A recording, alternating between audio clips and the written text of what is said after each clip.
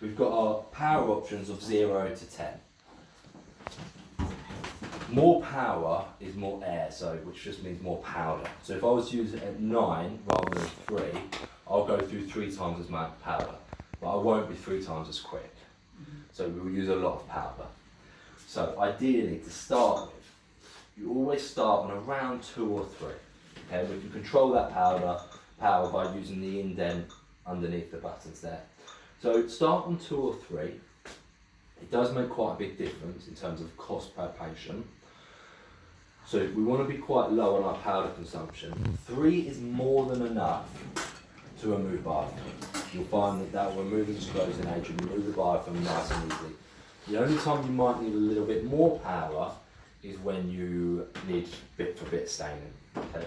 Always use it on 10 water. That's key for plus powder. So the water can be controlled here, and you've got 0 to 10. Always use it on 10. The only time I ever say, okay, it's alright to turn it down, is if when people are working like nurses, because it can be a bit wet, so some people like to turn it down. But I think you guys all got nurses here and things, haven't you? So always just use it on 10. What if you don't have a nurse? Well then, in that case, I'd still advise try and use it on 10. But just see how you get on.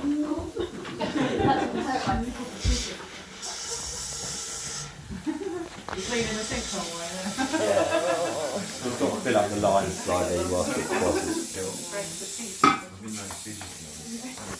For all those heavy stains. So when we use it at 3, if I use the side of the foot pedal, I'm going to operate at 3, so I can remove all of my biofilm. If I've got a bit of staining that's not coming away and I want a little bit of a boost, if I push into the middle, it will pause and then go up to an 8. And I can come back down to a 3, up to an 8. It always gives you that pause so you know you've done it. So it's nice and easy to use, and that's how you would move through that. Right? Play around with the angles as and when we need them. Okay. Now, one thing to note here is there's very little mess because of how soluble the powder is. So even if I just come onto my hand there, it's just like water. So there is very little mess. Ideally, with the patient, you would just go goggles as normal, a bib, good bib, because it does get a bit wet, and then I just have a couple of paper towels around just to give them that. Okay, it's sometimes worth advising that it's not always worth advising, but it's just sometimes on the reception if they are at work or especially if they've got the collars on, if you've got a shirt, the shirt on or anything like that. It might just be worth advising maybe to bring a t-shirt, just because your collars and stuff can get a bit wet.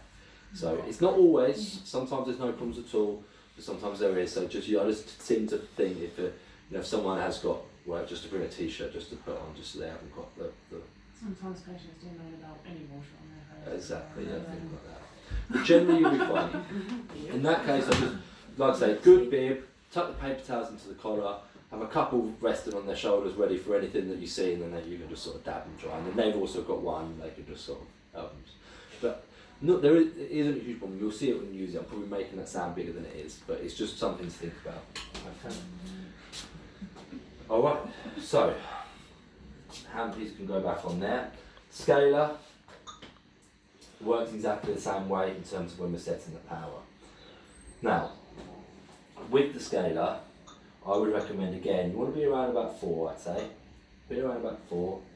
The scaler does have, are you all piezo users or is it Cavitron? Is it? A bit of both, right. So I'll just talk about this really quickly.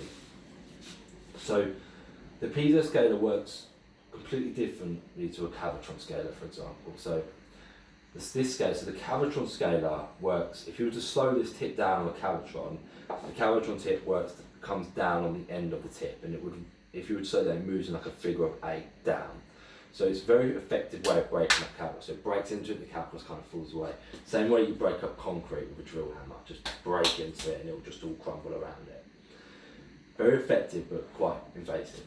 So what we want to do with the piezo scaler, it works completely different.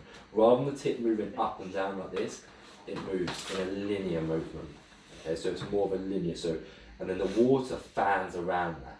Now the water has a job, it's not there to keep the tip cool like on a Cavitron. You could use this dry and it wouldn't get hot, it's not there for that reason.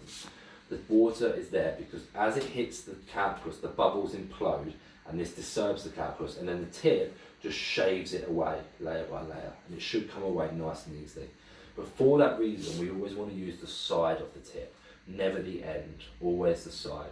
Because when we use the end, now the reason why sometimes in this country especially, where Cavitron is so strong in the dental schools, we have a lot of problem with people coming over to Pison, is because without knowing that you don't use it like a Cavitron, if you use the end of the tip, that's then doing this, which is worse than this.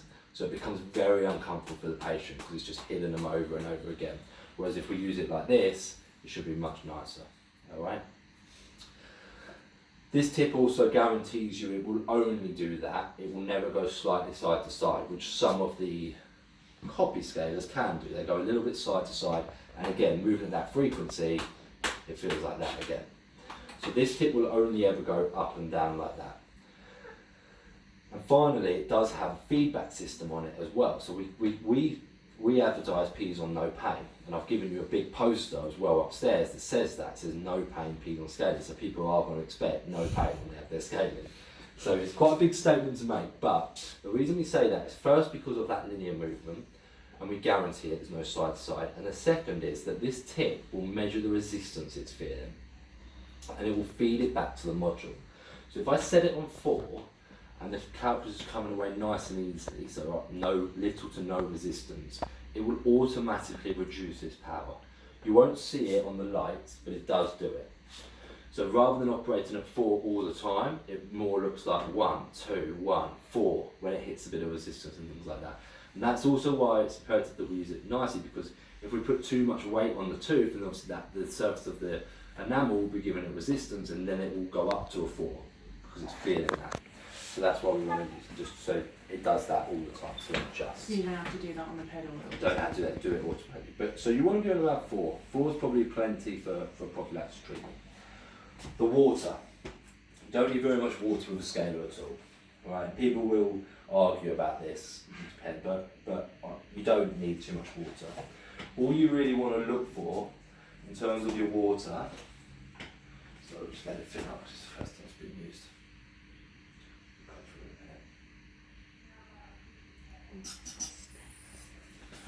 So what we want is exactly that. So you can see I've got a fan coming from the top, a fan coming from the bottom, and a few droplets coming out of there. Alright, that is a good measurement, if not less. So I'm only on 1 water there, and I would say that's perfect. Maybe a little bit more, between 1 and 2 on 4. What you don't want, that's perfect, what's happening there. What you don't want is that kind of aggressive, that's not fan, that's coming out too aggressive in direct motions. You see what I mean? You've got 1 coming out there, 1 coming out there, 1 coming out there. It's not fanning as well. We want that nice fanning effect. And there's no, you can use it, play around with that, do what you feel comfortable, but the idea is to have that fanning effect, not direct water lines coming out, because then it doesn't work in the same way. Alright, it doesn't generate those bubbles to implode. Alright, now, both of them are heated to 40 degrees. Now, wherever I put one more thing. When I pick it up, it will remember what I last used that handpiece on, so we don't have to continually drop in between them out. Heated water, both of them is 40 degrees. Now, it heats the water in exactly the same way that an espresso does, because it's the same mechanism. So, we actually contact an espresso to help us with this machine, and they send an engineer and a designer over. Now, the reason for that is, the way I was told, and again, I think it's interesting, but so I'm going to tell it, is that the R&D research development, we're trying to heat water. One of the biggest comments you get from patients and why they don't like scale, getting scale, is because of cold water. So we wanted to heat the water, but we can't do it in the tank, because that will then create biofilm and limescale and things like that. So the R&D told the owner of the company, because EMS is still owned by one person, that it can't be done. He's not particularly the kind of gentleman that likes to be told things that he can't be done. So he tells it that the next morning he filled up his Nespresso machine with the water tank, put it on, pressed the button, he got hot water. And he thought, well, if that's happening, so we rang them up, they're both Swiss companies, and they collaborated and created this. The reason I tell you that is because if you think about how an espresso machine works, that when you press the button for your coffee, it takes 5 or 6 seconds, and then it comes out, because it's heating the water before it gives it to you. This works in the same way. That it's gonna, when I press the foot pedal, it's going to take 4 or 5 seconds to warm up, but then once I've done that, it's warm. But when I stop, it starts again. So what you need to do is keep your foot down. With previous air polishers, with the sodium bicarb, people were taught to stop-start, because we don't want to apply too much powder in certain areas and moving around quite a lot. With the plus powder, just remember, it's really, we're all going to feel it in a minute anyway, but it's really fine and really nice basic, so we can just stay in one area, foot on the foot pedal until it's done, next area. The more you stop-start, the less the warm water will work, because that is just, that's cold, so it's not going to warm it up. You're getting to the point where it's about to warm up and then you're resetting it again. Alright, so just keep your foot down and just work around the area as you do. That's right. And that'll warm it to 40 degrees. Same with the scaler. Alright, just keep it moving and then it'll keep the water nice and warm. The airflow obviously has air coming through it, so that will neutralise the warm water slightly, because the air will be cold, especially in the winter. But I think you told me your compressor's inside, didn't you? Anyway, so. But again, it kind of depends. Obviously, the air's not heated, so the air's going to be cold. So you might not go. I tend to find with airflow, you don't get any compliments for warm water. We don't get any complaints for cold. It's that kind of neutral effect. With the scaler, we've got no air, so it's just warm water, and that's where you'll find the compliments. That's where it's a really nice treatment, is with that. Okay. You can adjust it. So if I press 0 and 10 at the same time, it all lights up different colours. So 0 to 4 is my warm water. So 4 is 40, 3 is 35, 2 is 30, 1 is 25, 0 is off. Tend to find you'll just be on 40 all the time. I don't think anyone's ever going to come in and request 30 degrees water. Or cold water. You know, I don't think anyone's ever going to do that. But if there is a reason, there is that. But if you think as well that if you think your warm water's not working, always test it on 0, so turn the air off to 0, and then you'll just get single stream, because then you can feel the water without the air, and you can see, yeah, that's starting to warm up now. And then if it's not, then you get that, it's starting to warm up. I've got it right there. So then, if it's not, you can then press 0 and 10 to see if that's on 4. Okay. And then it just flicks off when Yeah, and then you can just hold press the on button or it will go down. 6 to 10 is your noise. So if the clicks and beeps annoy you, you can turn them down or off. Okay. So I leave that on 9 so I like them. Alright, and then that's that. Okay, so uses that. So, we've used the airflow. So the airflow's now got powder in it and whatnot. So what we need to do, if we unplug this and put that in the autoclave, there's powder in it, it will meet moisture, it will block. So we need to flush it through. The flush is really nice and easy. All you do is decompress this powder chamber. And then that just blows through. And you'll see that drop and the light goes off. That can now come off. That can now go in the autoclave. If you've got time in between patients and you want to be extra careful, you have got your Easy Clean. That can go in there. 3-in-1, blow some air through there. If you want to do an extra one, just to be sure, then that's fine. That kind of depends on, I don't know what, if you're back to back and you haven't got time for stuff like that, it's not, then that should be fine. But that is there just in case if you need to do it. We have had problems with them blocking before, so, well, like on the old ones, so if, yeah, try and do it if you can. Ideally a dry cycle autoclave, but they do take slightly longer. But if you can't do that, just remember this needs to be dry before you use it.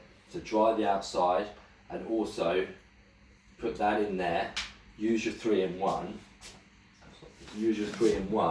and just use you'll just see the moisture come out into your glove.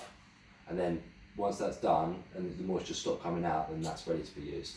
So this is quite good. You get one of these with every airflow handpiece, so you should have quite a lot. Especially these are better, I think, when they come out of the autoclave, just to double check they've dried properly, especially if it's quick turnaround. Okay. If you want to wipe this, then that's fine, but don't wipe it. So if I was to, it's always non-alcoholic wipes. So if I was to wipe this like this, and then put that in the autoclave like that with white residue on it, it'll crack, because in the autoclave, and this is a good tip for any of your stuff anyway, in the autoclave this then heats up, and when it heats up it then becomes quite abrasive to plastic, and that's what causes you cracks. That's why people get their stuff out and it's cracked all the time in the autoclave. It's a good tip for anything in here, so any of the scalers, anything like that. When you wipe it, that's fine, but then dry it and then put it in the autoclave, and that prevents it from cracking. Alright. PerioFlow is slightly different. What are we doing for time? Right, I've got to start speeding up a little bit here. Right, PerioFlow is slightly different. So this is what your PerioFlow handpiece looks like. Airflow, sorry. Airflow can go up to 4 mil into a pocket just by pointing it towards. This is for pockets greater than 4 mil up to 9 mil. Alright, and it looks like this, and you get your individual single-use disposable nozzles to go on top. So you just take these out of the packet, these are sterile. So you take these out of the packet, and then you've got a thin end and a thicker stop end. Okay, so the thin end lines up at the top. Oh my gosh, I can't see anything. And then that, once that's on there, you then, that slides on as easy as that. When it's lined up, it slides on. You shouldn't have to put any. And then once you've got it on there, just give it a push from the side to make sure it's a nice little pinch, make sure it's on there properly. Then it goes on in the same way as the airflow. Compress your air. Same water, maybe less powder, 2 or 1. And these have got graduation markers on. So you go in with the probe, get your measurement on the pocket. So if you've got, let's say we've got an 8 mil pocket. We've got our graduation markings of 3, 5, 7 and 9. Now these are actually, we've actually just replaced these, so these are slightly thicker than our new ones. When you probably reorder, you'll get the new ones that are 30% slimmer. So they're nice and flexible as well. So we go into the bottom of the pocket, so we go down to 8 mil, and then we come up a mil, so up to 7. And then all we do is push the foot pedal down for 5 seconds, and it will look like that. And what I've got is air coming out of the sides and water coming out in a single stream at the bottom. What we're allowing it to do, we're introducing water and powder separately in the pocket, and then we're allowing that to mix in the pocket, because what we don't need in a pocket is kinetic energy. We're not trying to lift stain, and the biofilm's got nowhere to hide. So all we're doing is putting water and powder in there, allowing it to mix, the chemical reaction will take place, and that will clean the pocket. This also means we're not putting air in a downward motion, which also will reduce the risk of causing surgical emphysema. Alright, and I'll talk about that again in a minute, but it's not something to hugely worry about. So we go down to 8 mil, come up a mil, press down for count to 5. When you get to 4, come up to 3. So we just clean on the way up, foot pedal off, come out of the pocket. Easy as that. Pockets we just go in on the easiest access. Implants all 4 sides. And that's with PerioFlow powder? Just with plus, yeah. Oh, with the plus? With the plus, yeah. Okay. Or perio, but you'd only use perio powder if someone's got known chlor hex allergy. Oh, okay, yeah. Otherwise, Oh, use the okay. plus powder. Okay. Okay. So, and it's as simple as that, easy as that. Now,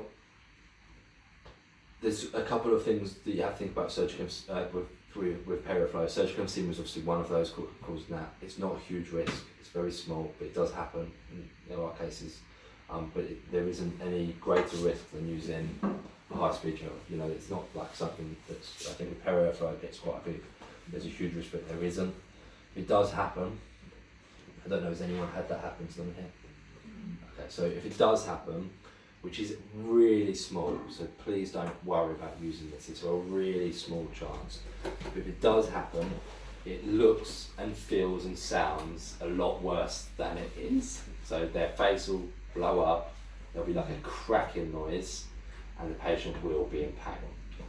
So just all you need to do is just sit them down somewhere, probably not in the waiting room, somewhere where no one can see them. Keep them Next patient, please. sit them down for about half an hour. The sweat, it will go down, the pain will stop, and everything will be fine. And then just send them home. And I think then you have to check in on them. Okay, so then just give them a call a few hours later. And I think if 12 hours later they're still in a bit of pain, then they need to go and get antibiotics from the GP, because there'll be an infection caused. Right. Is our patients on bisphosphonates, is it a contraindication, these patients who are having? I'm not sure, to be honest. I'm not sure. I don't want to give you the wrong answer there, but I'll ask Where's back. Jazz? I'll speak to her, but I'm not 100%. I might be able to ask them for you. Yeah, so I'm not sure. So I wouldn't want to suppose wrong. But The the only other thing with it is that you wouldn't use PerioFlow. Oh, I've already done it. So don't use PerioFlow on pregnant women as well. So you can use plus powder subvaginally. It's perfectly safe on pregnant 70. women. The reason we wouldn't use PerioFlow is because it did cause surgical emphysema. It's an infection, and they get it infected, then it's bad for the baby. And antibiotics, it's really complicated then. So just only use subvaginal plus powder with pregnant women. Okay. Apart from that, it's good. With the pockets, so again, this is a little bit your judgment, but with pockets that are heavily infected, so if you were to probe it and it fills with blood, don't use it, because again, it increases the risk of surgical emphysema quite drastically in that case. So we only really want to use it on what's a healthy 8 mil pocket, but a stable pocket, you know, so it's not, so if there's a bit of bleeding on probing, that's fine, but separation, heavy bleeding, anything like that, don't use it. Just go back to what we normally do. Get it to that point where it's maintained and it's stable, and then use it from that maintenance point of view from that point So if onwards. the patient is seeing a periodontist and it's all cleaned up, and then you can maintain it. That's the perfect time to use it. And then the only other thing, so brain's not working too well today. So so on that side of things, so I've lost my train of thought. Heavy bleeding, separation, Okay, no, covered it. Sorry, if I cut, it might come back to me. But apart from that, everything else is fine on that. Okay. Essential implants as well. So Safe they round wouldn't- implants, absolutely, really good round implants. But if they were really inflamed again, you wouldn't necessarily. No, you do. But again, that kind of, again, that come from the advice for you guys and also from their dentists as well. That that would be like a topic to talk about when it comes to that kind of stuff, right? But it is quite good. If there is bone loss around the implant, it is really good for cleaning that biofilm and slowing that bone loss down if you're not stopping it. So it is really good around the implants. Sorry, it's just come back to me. So if we would don't scale, if you were to use an ultrasonic in a pocket to remove the calculus first, and then put the perifluid. Some people do that because they feel they can't get the perifluid down through the calculus.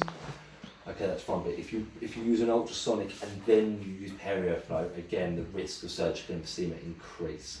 So don't go with the PerioFlow after using an ultrasonic. Always go with Perio first and then use the ultrasonic. Oh, okay, that's quite important. Yeah, that's a good one. Sorry, that won't come back to me. And again, once you've finished, same system. You do get less blockages on these because we haven't got that little kink in them, but we still do exactly the same thing. We decompress, and then that will flush through. Wait for the light to go out. That comes off. And to get these nozzles off, we've got this little tool in here. Okay, and because these are near enough impossible to get off with your fingers. And this just goes over the top of it, and then you put it back on itself like a bottle opener, and just flicks straight off. That then goes in the bin. Those two can go in the autoclave together, or some people just leave those as dirty all the time, but they can be autoclaved, so whatever you want to do. Okay, and same system, easy as that. How are we doing? Any questions? Is everyone good? Do you have to, are you going to go through putting it to bed? Do I have to what? Like, how do you Yeah. do you have to? Oh, I'll yeah. go. So far we've done setup and patients and in between patients. So now I'm going to go on to the end of the day and more long-term service stuff. Okay. So is there any questions on like what you do in between patients, what we do during the patients? Oh, sorry, go on. Yeah, that's We're just 100% not a silly question, but stain removal from, say, a denture. Can we- Yeah, absolutely. Yeah, you can do that Yes. just in the Can sick. Yeah, that's absolutely safe. Yeah. Yeah. You can, and some people, the assistant does it. So, Don't look at us. Oh God, we. When you change the water or put more water in, do you just lift it out? It doesn't have to. Yeah. You just literally lift Lifts it out. And then the air will come out like pot of Coke, yeah. and then just fill it up back And on. then it's back on. Okay. But yeah, dentures is a really good point. Yeah, so you can. Got a lady, Carla's patient. She's gone as well. Has she gone? Buggered off. She's got an It's on Australian film. accent, hasn't she? She's gone to see Brian Ferry. She was only in yesterday. and it's completely covered in stain. And I Yeah, just yeah. want to send her away. Johnson. Yeah, it's great. Carla said. London, I think. Only use plus powder on dentures. Never classic. powder. Plus powder only. Classic is enamel. That's it. Don't use it on anything but enamel. Plus powder is everything else. So again, around Invisalign patients, all that kind of stuff. All can use it all around Invisalign. Any fixed orthodontic bracket.